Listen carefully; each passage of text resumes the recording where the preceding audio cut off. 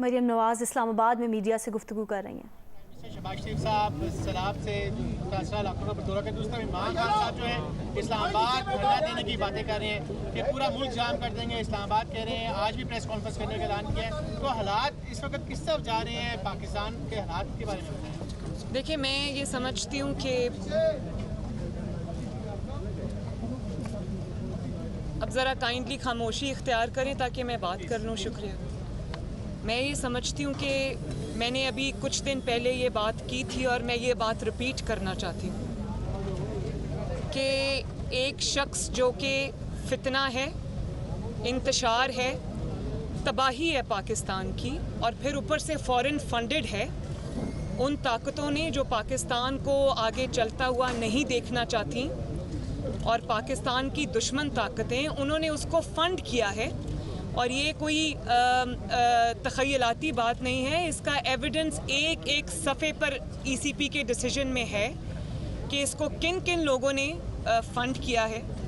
तो मैं ये समझती हूँ कि जिस शख्स को पाकिस्तान को तबाह करने के लिए, पाकिस्तान की सियासत को तबाह करने के लिए, पाकिस्तान के इंस्टीट्यूशंस को तबाह करने के लिए, पाकिस्तान की जो मॉरल फैब्रिक है, जो पाकिस्तान की सोसाइटी है, उसको तबाह करने के लिए, पाकिस्तान की नई नस्ल को तबाह करने के लिए पैसे देकर, डॉलर्स देकर लॉन्च किया गया है, तो वो शख्स तो यही करेगा। चाहे वो हुकूमत में हो, वो तब भी यही करेगा। जब वो हुकूमत में था तो उसने IMF के साथ जिस तरह की डील की, जिसके नताइज आज भी पाकिस्तान भुगत रहा है, और पाकिस्तान की मईशत को इसने तबाही के धाने पर पहुंचा दिया, लैंड माइन्स बिछा के चला गया, जिसको आज ना हुकूमत अपना सर तोड़ कोशिश के बावजूद एक एक करके चुन रही है, बेहतरी के रास्ते पे लाने की कोशिश कर रही है। लेकिन आप ये देखें कि जो कुछ वो करके चला गया इस मुल्क के साथ, लॉन्ग टर्म उसके बहुत इम्प्लिकेशंस हैं। और आप ये भी एक देखें कि जाते जाते फिर वो IMF के मुआहदे की खिलाफ वर्जी करके खुद ही जो मुआहदा किया था, और उसमें स्टेट बैंक को भी गिरवी रख गया और फॉरेन एजेंट्स को लगा के चला गया। फिर वो जाते जाते वो मुआहदा भी फाड़ के चला गया, प्राइसेस ड्रॉप करके चला गया। और आप ये देखें, आज तक पाकिस्तान की मईशत उस अटैक से संभल नहीं पाई। तो अगर हुकूमत में हो तो पाकिस्तान की तबाही करेगा, हुकूमत से बाहर हो तो जत्थे लेकर हमला आवर होगा। तो मैं ये समझती हूँ कि सारे जो इंस्टीट्यूशंस हैं, सब इंस्टीट्यूशंस, चाहे वो अदलिया हो, चाहे वो अफवाज पाकिस्तान हो, चाहे वो पॉलिटिकल फ्रेटर्निटी हो, चाहे वो हुकूमत हो, मैं समझती हूँ कि सबको इस चीज़ पे कंसेंसस होना चाहिए कि ये एक फितना है जो तबाही के लिए लॉन्च किया गया है, जिसकी शर से ना किसी का बेटा महफूज है, ना किसी की बेटी महफूज है, ना किसी की बीवी महफूज है, ना किसी का कोई रिश्तेदार महफूज है।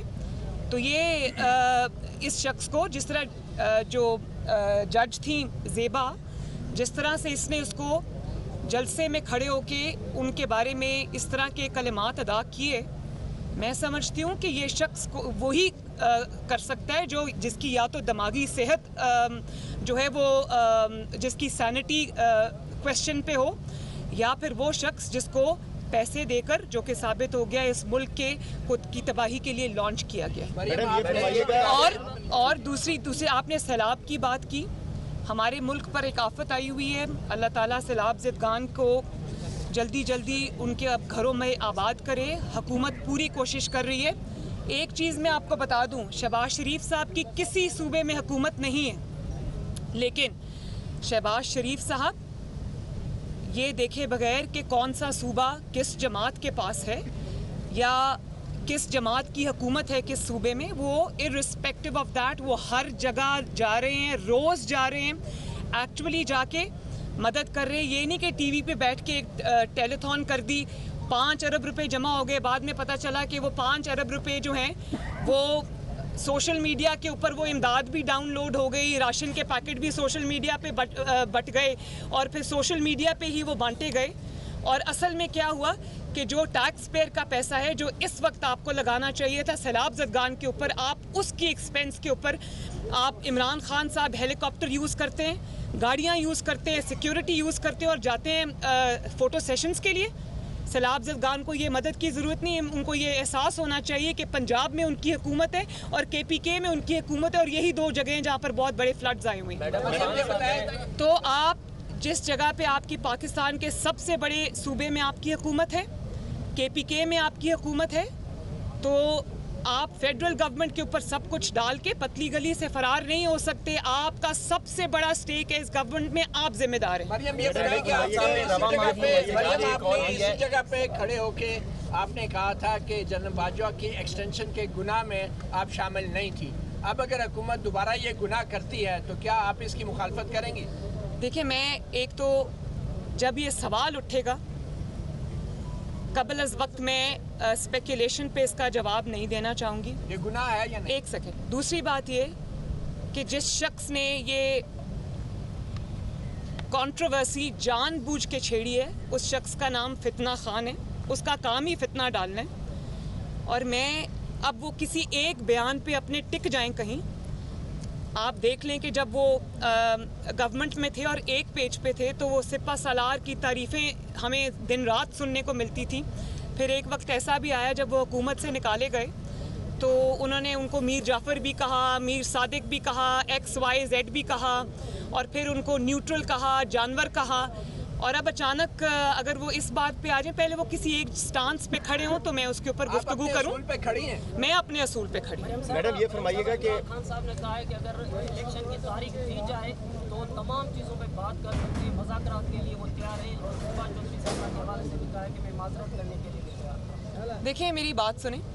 पहले आप किसी की इज्जत उछाल दें, किसी खातून जज को आप उसकी तजलील करें एक जलसे में खड़े होकर, बाद में आप आके माफ़ी मांग लें, तो ये तो चीज़ एक्सेप्टेबल नहीं है ना।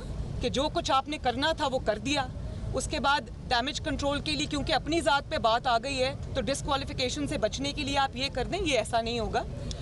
ये हम सुन के हमारे कान पक गए कि लॉ की नज़र में सब बराबर हैं, और यही काम अगर किसी ऐसे इंसान ने किया होता जो सियासी ना होता या सियासी लीडर ना होता तो वो बेचारा तो अभी निहाल हाशमी की तरह, तलाल चौधरी की तरह, दानियाल अजीज़ साहब की तरह कोई बेचारा अगले 5-10 साल के लिए डिस्क्वालीफाई। उन्होंने तो किया ही कुछ नहीं था, माफ़ी मांगने के बावजूद निहाल हाशमी साहब के साथ ये हुआ। तो इसलिए कोई बच के निकल जाए क्योंकि उसने सियासी जमात का लिबादा ओढ़ा हुआ है, तो ये काबिले माफ़ी नहीं है चीज़। और जजेस को भी मैं ये रिक्वेस्ट करूँगी कि उनको इस चीज़ को देखना चाहिए कि वो क्यों एक फितने को मजबूत होने का अनजाने में मौका दे रहे हैं। कल को किसी का घर, किसी की इज्जत जो है वो महफूज नहीं होगी और उसमें जुडिशरी शामिल होगी। एक सवाल आपने और किया, वो क्या किया? इलेक्शन की डेट मिल जाए तो मुज़ाकरात के लिए बड़ी आसान है। इलेक्शन की डेट आपको चाहिए तो तोड़ें पंजाब असेंबली, तोड़ें KPK असेंबली और चले जाएं इलेक्शन में।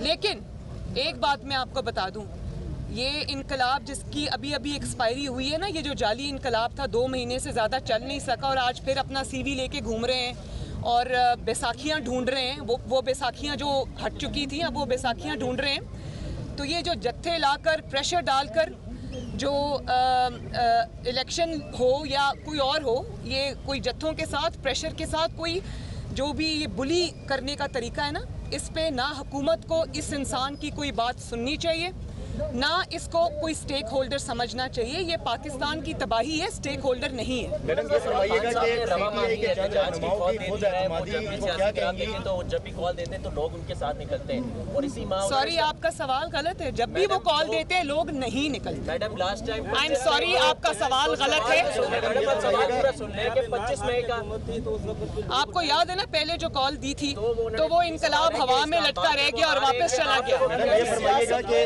CBI के जज नुमा कहते हैं कि एक सेकंड प्लीज, 1 by 1। मैं हूँ ना, इधर ही हूँ, सबके सवाल लूंगी जी। सियासत में मजहब कार्ड के नुकसान हमने देख के हमेशा नुकसान हुआ है। जो जावेद लतीफ ने मजहब कार्ड इस्तेमाल किया है, क्या आपको दुरुस्त समझती है उस मजहब कार्ड इस्तेमाल की? देखें, मैं एक बात बहुत ऑनेस्टली समझती हूँ और इसी चीज़ के मैं ख़िलाफ़ हूँ कि सियासत के अंदर मज़हब एक बहुत इज़्ज़त और तकरीम वाली मुक़द्दस चीज़ है। उसको सियासत जैसी घटिया चीज़ों के लिए, अपनी ज़ाती सियासत के लिए इस्तेमाल नहीं करना चाहिए। और यही वजह है कि मैं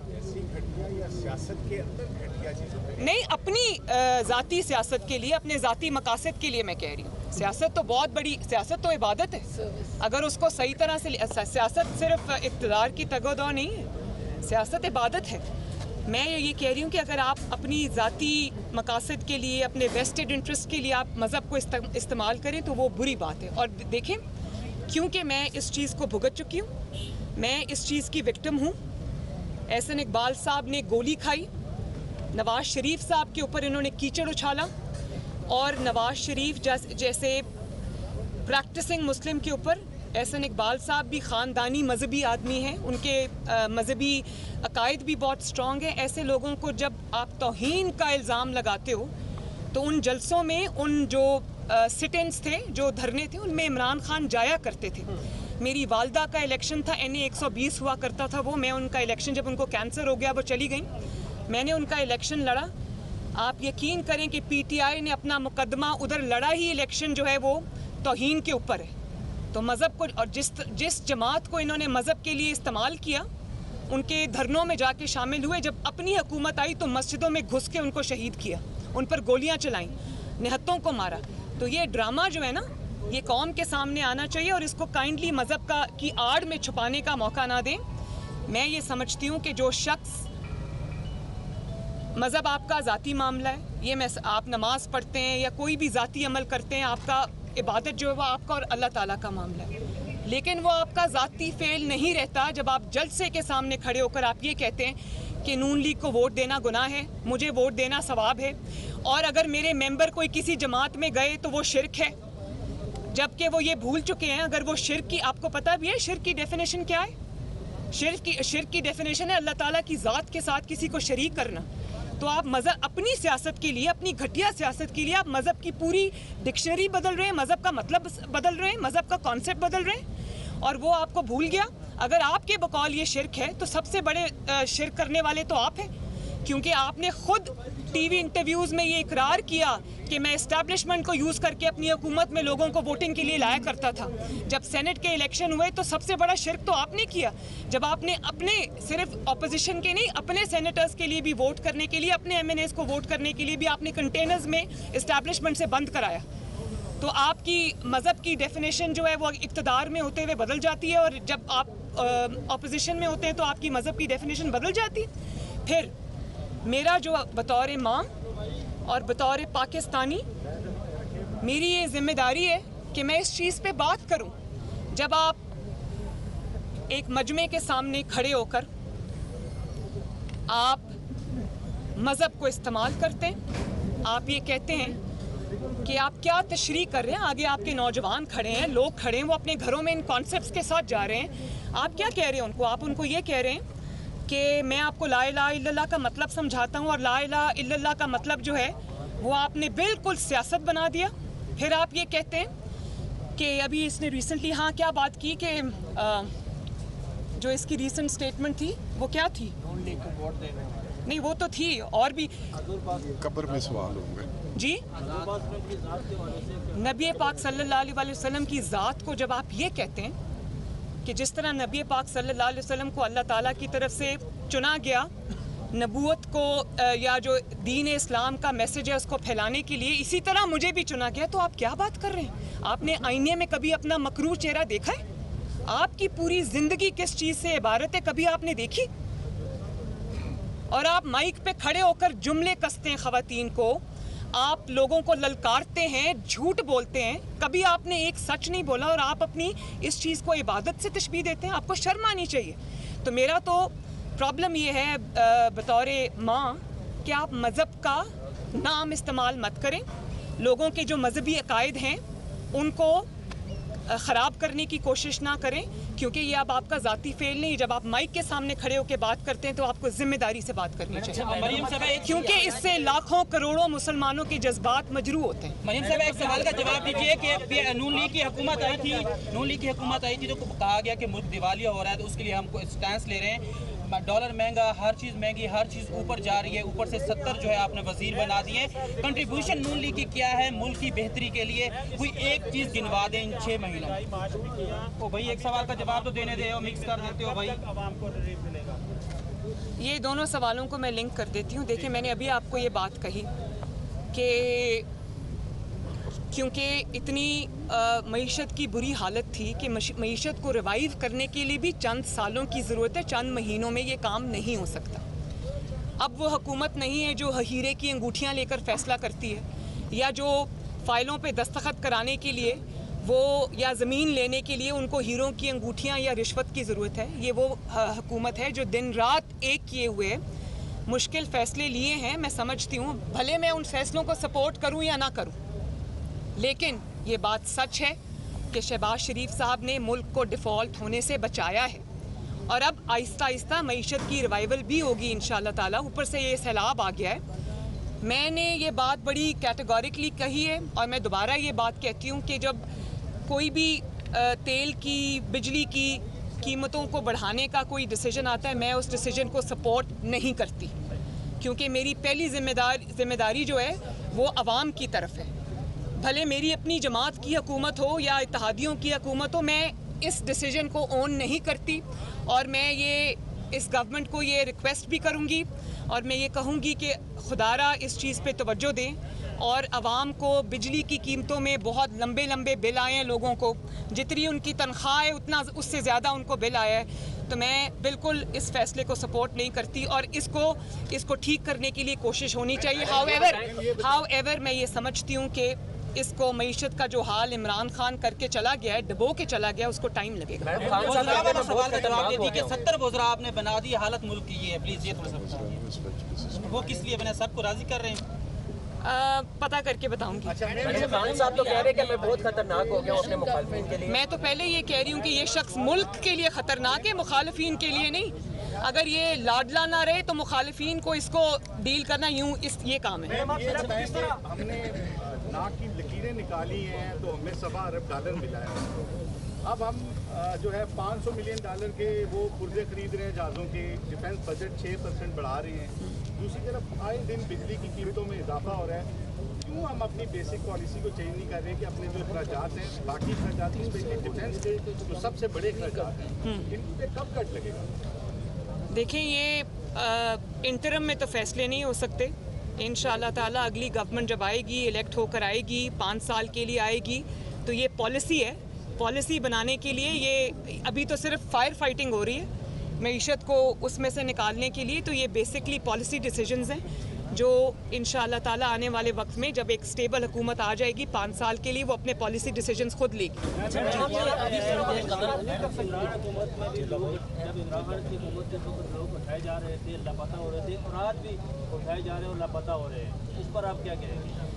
मुझे अभी एक सहाफ़ी साहब, आपने शायद कोई सवाल पूछा था, तो मैंने उनको ये कहा कि मुझे बड़ी खुशी है कि शहबाज शरीफ साहब ने वो मुदस्सर नारों के का जो केस है उसको टेक अप किया है, और मुझे उम्मीद है कि इंशाअल्लाह ताला वो इसमें कुछ ना कुछ ब्रेक थ्रू करने में कामयाब हो जाएंगे। आपके इलेक्शन जो है आप पहले होते देख रहे हैं, या फिर हुकूमत जो है इमरान खान जो इस्लामाबाद का मार्च कर रहे हैं, माजराई करने आ रहे हैं, उससे निपटने की तैयारी कर रही है? आपकी क्या कहना है? मैं तो पहले ये बात कह चुकी हूँ। वो आजकल कह रहे हैं कि मैंने बड़ा इन स्विंगर कराया, तो मैं तो पहले ये कहूँगी कि इन स्विंगर तो जिसने कराया आप अपने पहले कोच का नाम बताएं कि कौन सा कोच है जो आपको ये मशवरे दे रहा है।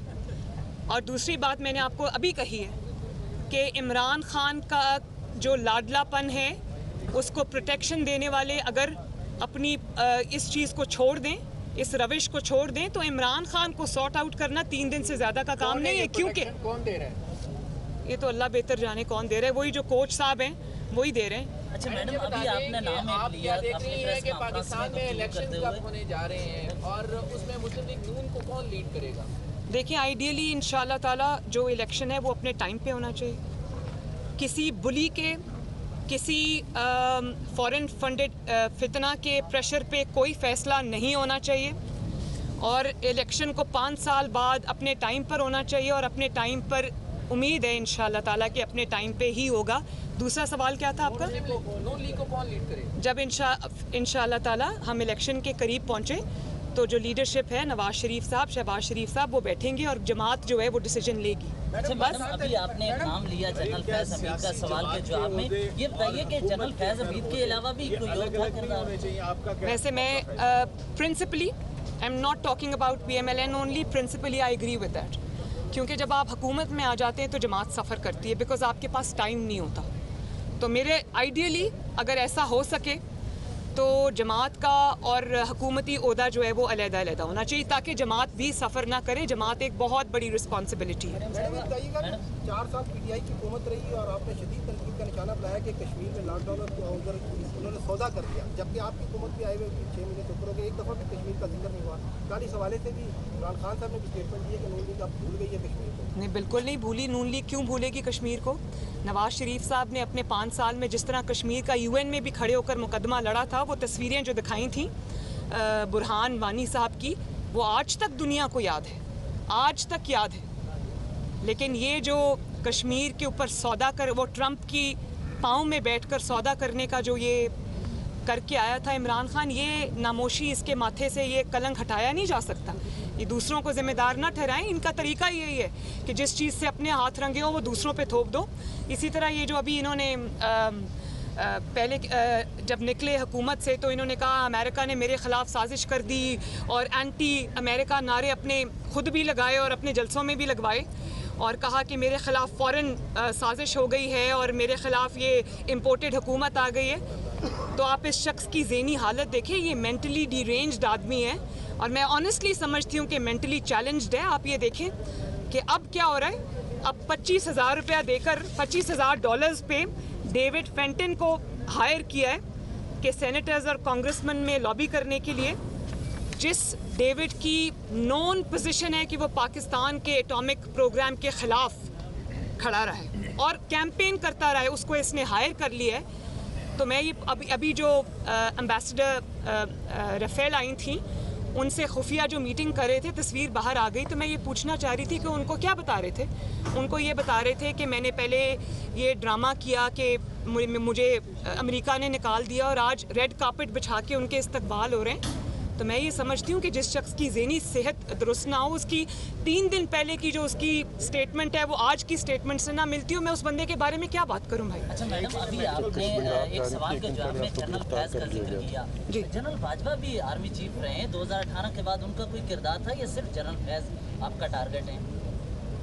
मेरा टारगेट कोई भी नहीं है। मैं किसी को पर्सनली टारगेट नहीं करती। मैंने जो फैक्ट्स थे वो मैंने सिर्फ बात नहीं की, वो मैं अदालत में भी लेकर गई।